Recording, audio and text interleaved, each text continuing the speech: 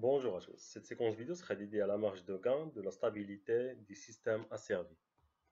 Donc, on considère le diagramme de Nyquist d'un système de fonction de transfert en boucle ouverte G de P. Donc, le diagramme de Nyquist est illustré dans cette figure. Donc, on formule l'hypothèse que cette fonction de transfert en boucle ouverte ne possède aucun pôle à partie réelle positive, ce qui nous permet d'appréhender sa stabilité en boucle fermée à l'aide des critères de Revers.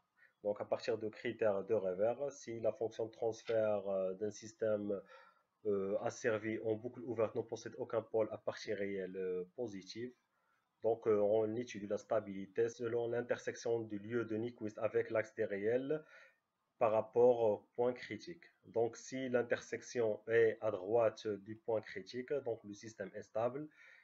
Si l'intersection est à gauche du point critique, le système est instable. Donc, vous avez, on considère ça, c'est le premier système. Le deuxième système, donc à point d'intersection B. Système 2 est instable, le système 1 est stable selon le critère de Revers. En vertu de ce critère, le système est stable en boucle fermée si et seulement si son lieu de Nyquist en boucle ouverte laisse constamment le point critique à sa gauche. Donc, le lieu de Nyquist, l'intersection point A, et vous avez le point critique à gauche de cette intersection. Très intuitivement, le système sera d'autant plus stable, c'est-à-dire plus sûr que la courbe passera loin du point critique. Donc, plus on s'éloigne du point critique, plus le système est stable. Une des possibilités pour chiffrer cet éloignement consiste à évaluer la distance entre le point critique C et le point A, défini comme le point d'intersection de la courbe avec l'axe des réels. Donc, l'intersection A de lieu de Nyquist avec l'axe des réels, on mesure la distance par rapport au point C et on évalue la stabilité. Donc, on considère ce système. Donc, ce système est plus stable que le premier. On considère ce point B. Donc, la distance BC est supérieure à la distance CA. Donc, le système 2 est plus stable que le premier. Donc, on considère un troisième système. Donc, le système 3 avec l'intersection D. Puisque la distance CD est inférieure à CB inférieure à CA, donc le système D est moins stable que les autres systèmes. Tous les systèmes sont stables, mais la marge de stabilité diffère d'un système à l'autre suivant la distance par rapport au point critique. Donc plus la distance CA est importante, plus le système est stable. On pourrait définir la marge de stabilité par cette distance, mais on préfère en général utiliser la distance OA qui correspond aux coordonnées au lieu d'étudier la distance CA pour évaluer la marge de stabilité. On s'intéresse à la distance OA. Donc plus la distance OA est grande, plus le système est moins stable. Si la distance OA est très faible, donc le point A est proche de O, plus le système est stable. Donc vous avez le point A, donc A comme phase c'est moins pi, donc ici donc vous avez moins pi. Donc l'angle fermé par l'axe des réels et le segment OA pourrait tout aussi bien valoir plus pi. Toutefois, la plupart des systèmes réels rencontrés dans la pratique présentent en effet un déphasage négatif. Donc vous avez moins pi comme pi. Puisque le système réel introduit un déphasage négatif, donc le déphasage au point A donc, est noté moins pi. Pour la distance OA, donc c'est le gain pour la pulsation oméga pi. Donc la pulsation pour laquelle le déphasage égale à moins pi, donc le gain pour cette pulsation, c'est la distance OA. Donc on appelle oméga pi la pulsation pour laquelle se produit cette intersection. La distance OA, c'est le gain de oméga pi.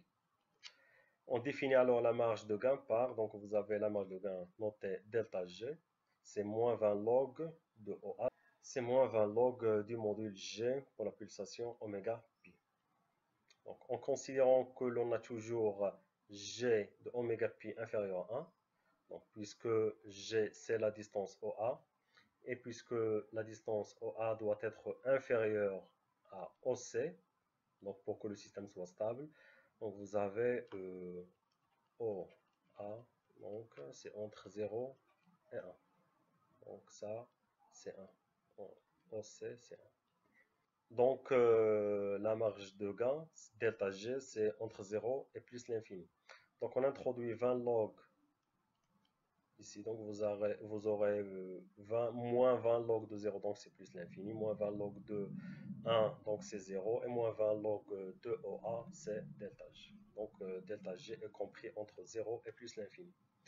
Plus delta G est grand, plus le système est stable. Donc, plus la distance OA est petite, plus son moins 20 log est grand, donc plus le moins 20 log qui est la marge de stabilité delta G est grand, plus le système est stable. Il est possible de localiser la mesure de la marge de gain sur le diagramme de Watt. Il suffit de repérer grâce au diagramme de phase la pulsation correspondant au déphasage égal à moins pi, puis dans le diagramme de gain, à cette pulsation, on mesure delta G, marge de gain, en décibels. Donc, en partant du diagramme de phase, vous avez la moins pi à compulsation oméga pi. Et pour le diagramme de gain, donc vous avez la pulsation oméga pi, donc vous avez ce gain-là, 20 log oméga pi. Donc la marge de gain, delta G, c'est la distance entre l'axe des abscisses et le gain pour oméga pi. Donc delta G, c'est moins 20 log pi. On prend un exemple. Donc considère le système à boucle ouverte GP, donc c'est 5 sur P sur 100 plus 1 L2 à la puissance 3. On calcule la marge de gain, consiste à chercher dans un premier temps donc la pulsation oméga pi pour laquelle la phase égale à moins pi, et à partir de oméga pi, on déduit la marge de gain delta G par moins 20 log G de oméga pi. Donc oméga pi, c'est la phase pour moins pi.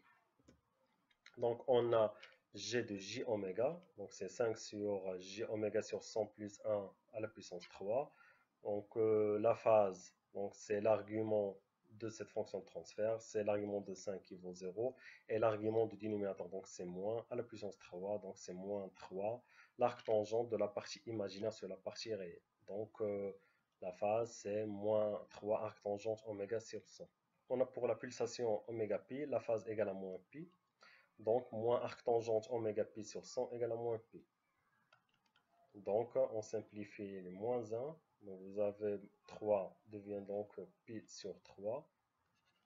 Et on applique donc la tangente. Vous aurez oméga pi sur 100 égale la tangente de pi sur 3. Donc, oméga pi, c'est 100 multiplié par la tangente de pi sur 3, qui vaut 100 racine 3 radians par seconde. Donc, on a calculé oméga pi. Maintenant, on déduit la marge de gain. Donc, vous avez delta G, c'est moins 20 log G de oméga pi. Donc, c'est moins 20 log 5 sur la racine carrée de oméga pi au carré sur 100 au carré plus 1 sur la puissance 3. Donc, le module c'est la partie imaginaire au carré plus la partie réelle au carré. Donc, vous avez oméga pi, c'est 100 racine de 3, donc tout au carré. On simplifie les 100 au carré. Vous avez racine de 3 au carré, donc c'est 3 plus 1, c'est 4. Racine de 4, c'est 2. 2 à la puissance 3, c'est 8. Donc c'est moins 20 log 5 sur 8. Ainsi, la marge de gain delta G, c'est 4 décibels. Merci pour votre attention et à la prochaine.